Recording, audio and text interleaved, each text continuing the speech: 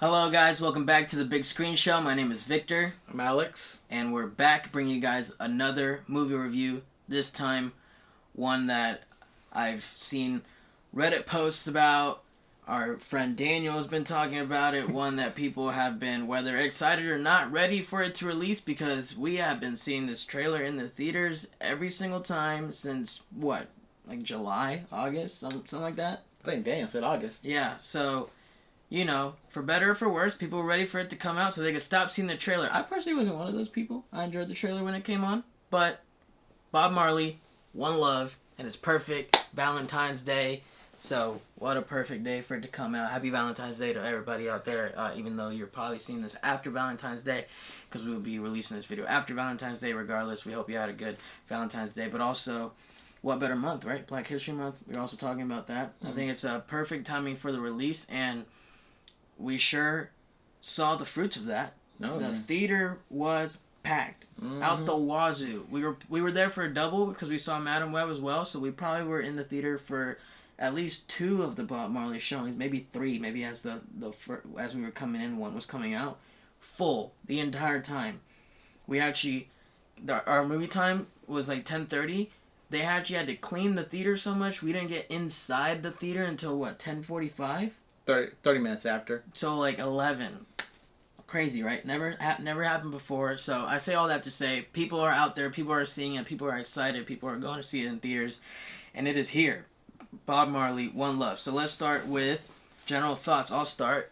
I was definitely excited. I was telling you this. I was definitely very excited because I love music.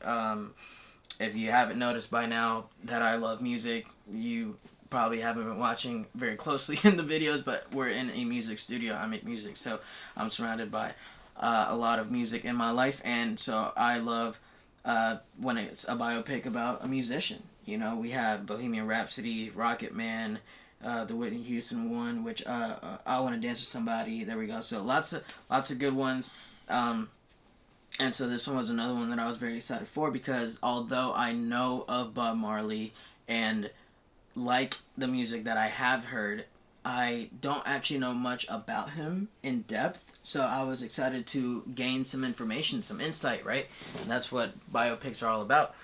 And so my general thoughts are that it was not what I expected. I think you probably would say the same too. We were talking about how it didn't take the traditional linear route, you know, start from beginning to end, and maybe that's potentially a spoiler, but I don't really think so. Spoiler, everybody knows the formula. And it's not that, so that was already kind of like starting off different, but overall, I mean, let's start with what's important when it comes to a biopic of this sort. Music, off the chain, bumping, thumping, groovy, vibey, loved it. Sounded great. We were in the Dolby Theater, so it's gonna sound even better.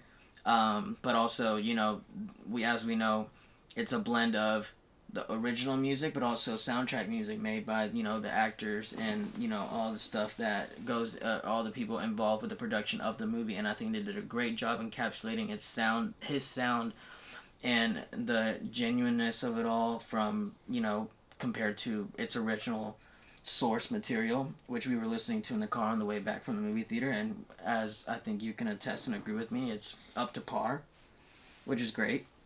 I definitely enjoyed the music. I think it focused, and I'll go deeper in the spoiler section of this video, but I'll just say vaguely, it focuses on a part of his life that I thought was going to have a little bit less emphasis, and had less emphasis on a part of his life that I thought was going to have more emphasis going into it. So maybe that was like a bit of a twist for me. But overall, not necessarily this thing where I'm like, oh, I'm mad, I'm disappointed, it's garbage. Like, no, it's definitely not like that. That's just me nitpicking. But overall, I definitely enjoyed the movie, definitely gained some information, definitely insightful, and just nice to see Bob on the big screen, right? And I love the fact that it was backed and vouched by his son. So, you know, and he said he was there on set every day, making sure everything was being done justice in his father's vision, and how things went down, and how he remembers his dad and all that. So that just makes it even more genuine to the source, and I love that, because, you know, sometimes they, biopics can like stray away from like what really is what matters, and I feel like as if that wasn't the case a lot in this, which is great. And so overall, really positive opinion from me on this movie. I enjoyed my time for sure, and I would totally watch this again for sure. Like maybe not anytime necessarily soon, like I'm not dying to see it again, but I would definitely, if a friend was like, hey, let's watch the Bob Marley movie, I would be like, heck yeah, I'm down. So my rating, 7 out of 10, solid movie. Great time. Not as high on my list as like Bohemian Rhapsody and things like that, but definitely enjoyable. Definitely would watch it again. Alex, what about you? Bob Marley, One Love. Oh yeah, for me, whenever there's like any type of biopic or anything involving like a musician or any type of historical figure or anything like that, I'm always intrigued by it and what goes on there, because always love to learn things about either people or certain events through films. Right. So like when I heard about this Bob Marley and everything, because like my family loves Bob Marley, they always love the good old classic musician and things like that. But honestly, when I went in, I was not expecting the way they were doing this biopic thing. Like really kind of strayed from like the usual formula, where it starts from like childhood, then starting from the man starting his career, whole music tour, bop, and then how he does like take some like personal issues and just kind of plummets and then recovers, and then just the whole like hue of black, and also just like recap of words of what happens after. But yeah, this movie doesn't do that. Yeah, which definitely strays away from that. Yeah, which I find so refreshing. So actually why I really like this one. But really, the music laid throughout this whole thing, that Bob Marley music, like every single piece, yeah, it's all a bop. Especially with Kingsley Ben-Adir playing Bob Marley, and he got that dude crushed it. Yeah, he got that dude's sound and singing voice. His whole performance is just right on point, like just as good as like Austin Butler in his Elvis performance. Although I'm pretty sure, unlike Austin Butler, Kingsley is gonna have a much better time losing the Jamaican accent for sure. But definitely. Yeah, did you know? Side note: he had to get a voice coach, a speaking coach, to unlearn the Elvis accent. He's still trying to unlearn it, because he is trying to. I know. Have you seen him in this Dune press run? He still kind of has it. Oh yeah, and plus it's ridiculous. Plus, I'm watching like Masters of the Air on Apple TV. He still has he still has that voice. That's what he. Well, that's actually what I'm alluding to. I saw a interview the other day, and I'll say this quickly so we can get back to Bob Marley. But he shot Masters of the Air. I think there was a 3-week span between the last time he was on set for Elvis and the first time he was on set for Masters of the Air. So that's why it's still so thick there, and that's why he had to get a dialect and voice coach to basically unteach him how to speak in Elvis way for Masters of the Air, which is also why it's so strong in that compared to now. Nah, that's I don't know if you knew that. No, but he's still trying to lose in Masters of the Air. He's definitely still trying. No, but to this day, he's still trying to lose it. Yeah, that's what I'm saying. I can't get Elvis out of that dude. I know, but continue. Yeah, I agree. He did a great job, and he will definitely have an easier job losing it for sure. Yeah, back to plus he's British. Yeah, so he already has his own type of accent, regardless. Yeah, Yeah, back to One Love. Yeah, really incredible performance by Kingsley Ben-Adir. Really strong use of like storytelling that doesn't follow the usual like biopic formula. And also I really like how it kind of goes with this story of Bob Marley really trying to like really have his music like literally be like music that changes the world, and trying to bring peace in the country of Kingston, his home in Jamaica. And that also kind of follows his like this little personal moment of his where he gets almost assassinated and everything, and this kind of leads him to like this kind of like kind of searching for himself and trying to find his new music. And good supporting cast does well, especially with great supporting cast. Yeah, great supporting cast, especially with the woman who's playing his wife, Rita. What was her name again? Lashana Lynch. Yeah, Lashana Lynch playing his wife in the movie, where she does a really good job not being the usual conforming like biopic wife for me. Definitely does not bow down to him. Oh yeah, definitely does not. She has her Equals. own. Oh yeah, but again, she has a great enough voice to match and support Kingsley Ben-Adir's performance as Bob Marley. Again, she has her own independence and everything like that, where she says what she has to say. like she's kind of She like says what's on her mind. yeah, it's kind of like what Emily Blunt was in Oppenheimer as Kitty, Oppenheimer's wife in a bit. Yeah, she didn't bow down either. Yeah, but again, really good solid storytelling throughout. I do think in the middle part of the filming there is kind of a bit that either kind of slow or maybe it doesn't drag, but it's not really kind of There's a dip there. Yeah, it's kind of like a fast forward through things that just kind of seem like we're kind of missing some things here and there that could have been expanded upon more. But we still got what we needed to from the dialogue between Bob Marley, his wife, and like the people in his group, including his marketing advisor and everything for his music and such. Yeah. Which still followed in very succinct but still follows a good narrative thread on Bob Marley's own personal journey, which we're going to get into later on. But all in all, for me, the movie is a solid 7 out of 10. Right there with you. Yeah. By the way, my 7 is leaning towards 8, just shy short, so like 7.8 vibes, but a strong 7, I think. Yeah, like I said, I'd watch it again for sure. Oh yeah, if you ask me if it's and on that TV, music, I'll watch man, it was kicking. Yeah, I was slapping. I was vibing. Anytime the music came on, I was vibing. Yeah, I was dancing right in the seat with there, man. Literally. Just vibing with the whole thing. It's a bop, I swear. And it's in any scenario, whether actually, spoiler. So let's just get into the spoiler section. So there you go. 2 thumbs up from us. 7 out of 10. Solid movie. If you haven't seen it, definitely go watch it. We're going to get into some spoiler territory now. So if you haven't watched the movie, this is your warning. Go ahead and click off the video. Thank you guys so much for watching. If you don't know how things work around here, we try to bring you guys videos at least once a week, sometimes more.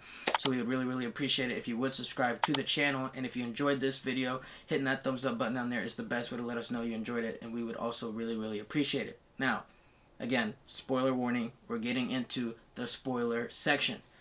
But really quick on that note that we were just on, whether it was like concert, which is like great and probably like my favorite moments, music wise, but even just in the times where he's just sitting on a sofa with a guitar just strumming and like singing softly, like anytime it was music, a vibe.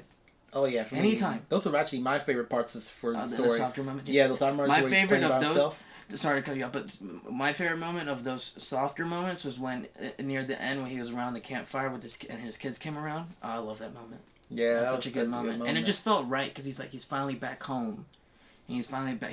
It felt like he was finally back to his true self. He realized like what's really important, like being back home on his land with his people, with his family, with his kids. Enjoying life and music, and you could kind of hear that change in his voice. You know, like the way he was singing in that moment felt so much more passionate, back to like his roots. Yeah. Back to like how, because we have those flashbacks of him younger with the same guitar and how he would sing, but it almost felt like back to that. You know, so. But I just wanted to say that I love that. I love that part. But I agree. I love the concert ones are my favorite, just because it felt all more lively, you know? Yeah. Which, I mean, obviously is the point. So I enjoyed those more. But again, I'm not picking one over the... Like, it was just like anytime the music was going on, I'm vibing. Yeah, literally. Because those stage performances, it really shows off like Kingsley Ben-Adir really knowing how Bob Marley like just kind of like bops and dances around while he's dating his music. Like he just gets all into it. He just gets into it like crazy in there. Does. And just and like he said, he's kind of like just like on the spot where it's just kind of he just feels the vibe of the music just flowing through him, just like reacting how he wants to. And especially after when you get to the end of the movie and you see the videos of Bob on stage in real life, it's like spitting image. It's like all you did was just remake the video, you know? He was really encapsulating his true essence. And again, like I said, I hadn't seen him on stage, like I hadn't seen videos on YouTube or something prior to this movie of Bob Marley on stage, so I was just taking what the movie was showing me for face value, but then showing me those videos at the end, I'm like, oh man, look at that. It's literally like the same way. Yeah, like I said, he nailed it. Nailed it. Really did. Yeah, so, I mean, on that note, I mean, we can sing his praises all night long if we want to. Oh, yeah. Because he deserves it. I think it's solid. I think literally perfect casting choice. And not even that, he literally did a fantastic job. Like, he literally did. It's like we have these moments in these biopics sometimes where we're like Rami Malek, killed it. Austin Butler, killed it. Now Kingsley, killed it. Like, I think that's so important. Oh, yeah. I mean, I don't even know why I said I think. It is. It's the most important. Exactly. It's the most important. I mean, you get the casting wrong, and you get the performance wrong, the whole movie goes to shit. Yep. Or even if one of those goes off, because maybe you can get the casting right and he looks perfect, but the performance doesn't get there, still goes to shit. Yeah, thank you. Or the other way around. The performance is fantastic, but doesn't really look right. Doesn't work. Mm-hmm. So, in order for it to be successful, it needs to be both working on all cylinders, firing on all cylinders, and they were. It must embody the character. Yes, and I think Bob would be proud, and that's why I also think his son was proud and was very vocal about his excitement for this movie to be out and how he backed it and vouched for it. And it makes perfect sense now, seeing the movie and then seeing the live videos of Bob himself actually doing these things that the movie was showing. It makes sense why his son is like 2 thumbs up about it, because it is definitely very reminiscent of each other, you know? So that's always great. Yeah. That's obviously, if anything, that's the biggest highlight. That's the biggest positive. That's what you need for it to be the biggest highlight and biggest positive when it comes to a biopic, right? Like we were just talking about. So that's great. But you touched on this earlier. The supporting cast I thought was fantastic. Like Lashana Lynch as his wife, Rita, I thought was great, and I haven't seen videos of his wife. I don't know what she, but in the essence of how everything was written and how everything was flowing, I thought was like fantastic. Definitely matched the energy of like quality in the performance, And I say that because it's important also to get the circle he was running with right as well. Mm-hmm. And I think they did that. But, one thing that adds to this movie, which I think is, like, super, super important, and although could be, because I do want to actually say this, it could be, I'm not going to say a negative, but a debilitating thing for the time being that you're seeing it in the movie theater for some people. I'm one of those people, maybe for you too, I don't know if you'll relate to this, but they went full head deep, as they should, with the Jamaican accents. Yeah. And I think that adds to the genuineness of this, the realism, and also the culture and the vibe and everything. But like I said, as I hinted a little bit earlier, the debilitating factor of that could be is that if you're not very familiar with the Jamaican accent or their dialect, it could be a little hard to, keep pace and keep track of us as movie lovers, as cinephiles, we're into the details and every word that is said. And that's a little hard here. That's a little difficult for a second. So I'm definitely excited to rewatch it again with some subtitles. Yeah. I will definitely say that Gotta have them subtitles. This is definitely a subtitles film, but I don't look at it as sometimes we're like, oh dude, that movie needs subtitles, and it's just blatantly because like the performance is just like not clear itself, But this is for a different reason. It actually serves the purpose and it's fine, Yeah. We're just not accustomed to or acquainted with the dialect and the way they speak, so we need to go back and watch it with some subtitles. But again, I'm not saying that's negative. I just want to say that more so as a warning, if anything. Just like, hey, by the way, it might be hard to keep up a little bit. Yeah. That's really all I mean by that. But yeah, I'm with you. It's not really a negative thing. No, not at all. I think that really does. I liked it. Oh yeah, it makes it more authentic, yeah, which authentic. I do like. But again, yeah, I am definitely would rewatch it. Yeah, I rewatch it with subtitles. But yeah, I really do like how they really put their effort into really just going all in on Jamaican and everything. All in, especially when they probably had like people who were actually from Jamaica in the casting definitely for it did. too. Yeah. But I know a lot. Some of that cast is definitely not Jamaican, so I know they definitely had some voice coaches, dialect coaches, and definitely went all in with making sure that was spot on. Because I did not hear Kinsley's British accent once. Yeah, I did not hear none of that. Which is amazing. Yeah. Because a British accent is hard to get rid of. Yeah. Not even with Lashana Lynch's. Yeah. So, I mean, like I said, I think it's a highlight. It's another highlight. I think it's a positive. It's a giant positive. Like I said, all I'm saying is, just so you know, it might be a little hard to pick up what is being said, but I don't say that to say that in a negative at all. I think it's actually a huge positive because it adds to the positivity, or to the genuineness, to the authenticity of the source material. Yeah. I mean, if you go and watch videos of Bob Marley, that's exactly how he spoke. He was full Jamaican, full Rasta, full, Rasta man. Yeah, so I loved it. Honestly, I loved it. I actually, like, really enjoyed it. Like, literally my only personal... And then that's just a personal thing. Like, if I could just have a little bit of subtitles right there. Ooh! But we probably wish that for any and every movie anyways. I know I do. Yeah, so, we're big subtitles people over here. So, if you're anti-subtitles, you suck. Okay. But what are some negatives, Alex? I feel like I agree with you. I think somewhere in the middle, it kind of it goes from here to, like, just a little dip, and then comes right back up. It just feels, and it not in quality per se, but more so in the substance of what is actually being told, and how the time was used in that middle part. I just feel like I said, I don't think drawn out is the right term either. I don't know what the term. How would you describe it? But I feel the same way you do about it.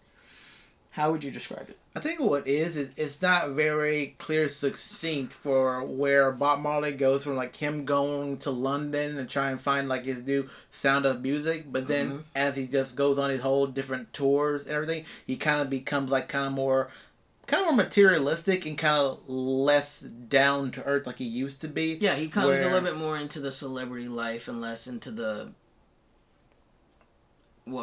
that genuineness, that down to earth. Yeah, where he kind of loses that, and it's not really clear how he makes these turns or why, where it just kind of feels almost out of place unless there's, like, some clear way of kind of displaying that. Because we do see it, but it's not really clear on, like, how exactly it starts. Because like, from the earlier on, we kind of see, like, yeah, he's making this good music. He has his wife with him to help support him, because she's his biggest supporter, like, even for when they were kids, when they first met. Because, like, they were, like, young sweethearts, and as we saw in, like, these flashbacks to the moments.